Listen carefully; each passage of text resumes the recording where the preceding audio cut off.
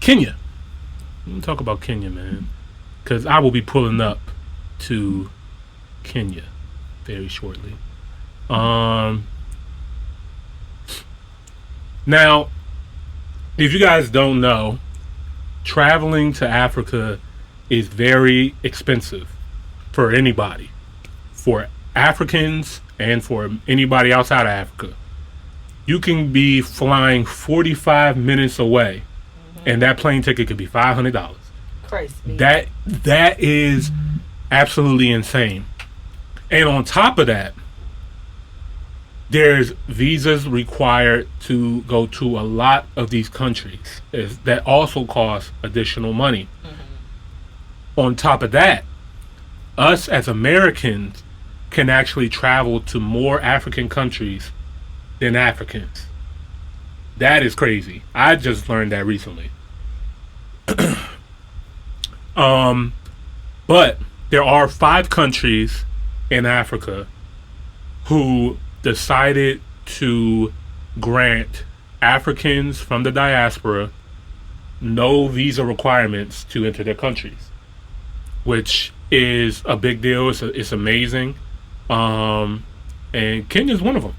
So you just bought your ticket.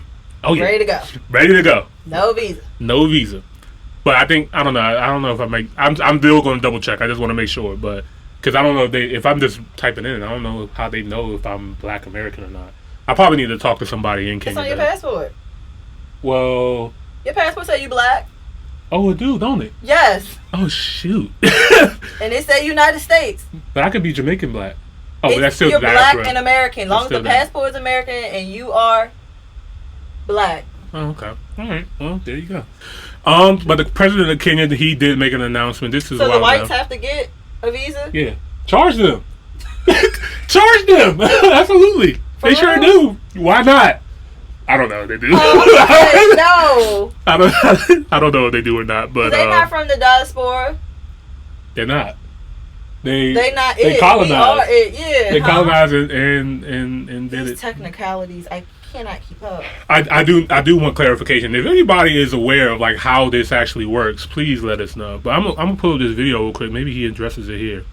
This is the president of Kenya. To recognize that the guided trading initiative formulated to accelerate the implementation of the SCFTA did launch, and that Kenya was among the earliest exporters under the initiative. Since then, a number of countries have joined the initiative and commenced their exports. I encourage those countries that have not yet joined the initiative to do so and explore the wonderful free trade possibilities that they will be able to promptly access. Further, I challenge our ministers as they deliberate on the most appropriate resolutions to the outstanding issues in connection with the protocols to envision a unified Africa and promote the creation of coherent regional value chains whose outputs will bear the proud Made in Africa distinction. This is how we will make it possible to market the continent abroad as a single investment area. I have today... Basically what he's referring to is like the Africa Free Trade Agreement. I know there's East African countries who are working to be able to trade freely within that region and stuff like that. And he wants to encourage, other ministers and presidents around the entire continent to follow suit, because if Africa is the only continent that has every single resource needed for life and everything, like they don't need to import anything. They got everything they need right there on the land. But there's so many issues and just trade issues where they can't trade with each other freely because of contracts that they might have still with the colonizers or European countries and stuff like that. Like they're still not allowed to do certain things, which is crazy. So I give it I see that Africa is still very young, because a lot of these countries just got their freedom like 20-30 years ago. So they're just it's just like, yo, we just got free, and they're just figuring stuff out and trying to do things. There's a lot of corruption, of course, but there's also a lot of countries who are adapting very well. And you know, I would love to hear you guys' opinions of which countries you think are doing well, adapting to the times and actually doing things.